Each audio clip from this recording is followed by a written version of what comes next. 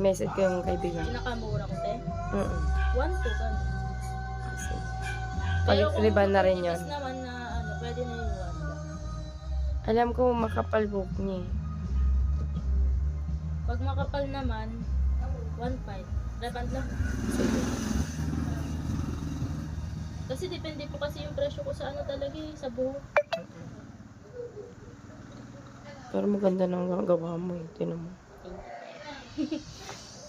Una pa lang, straight na buhok ko. Ay!